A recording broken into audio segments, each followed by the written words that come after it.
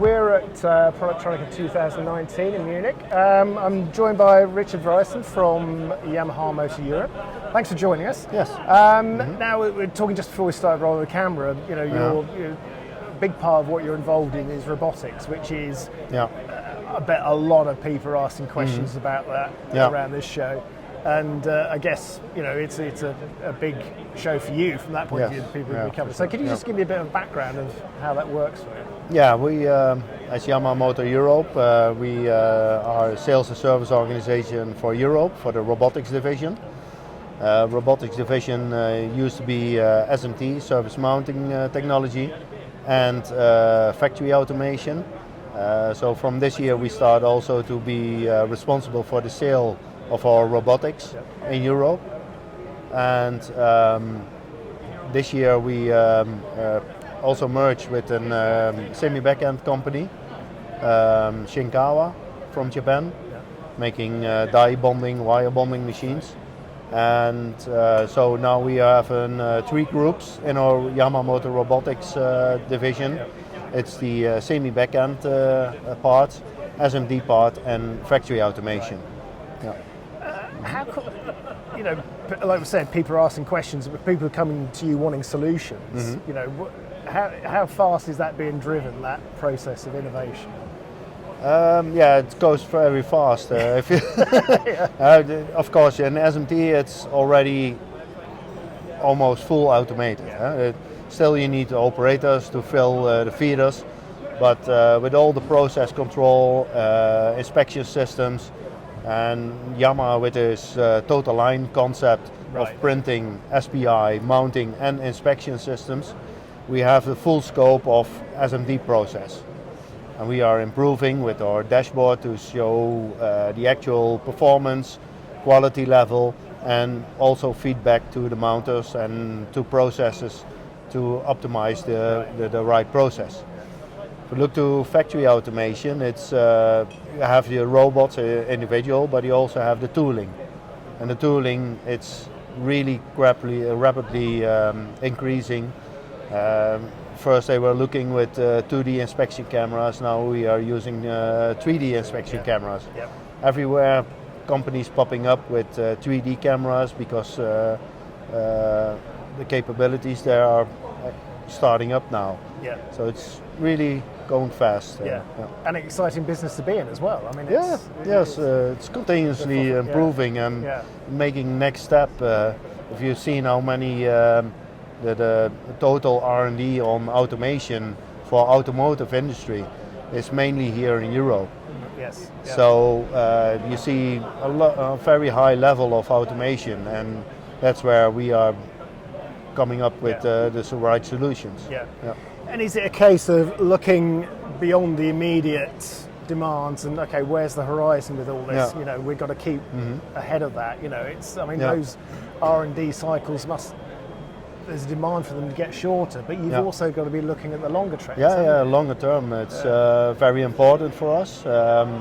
We established in 2018 Yamaha Advanced Technology Center in Yokohama, where we exploring the future technology like artificial intelligence, big data, augmented reality.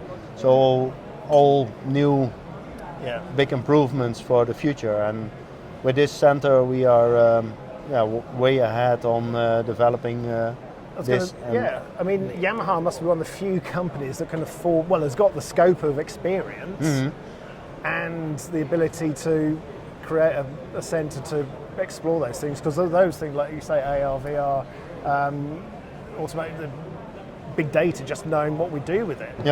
It takes a lot of work to find that out, because at the moment they're expensive things to implement. The individual companies can't be expected to do that. They can't. The innovation has to be led by companies like you, doesn't it? So in our SMT process, we presenting our total line solution.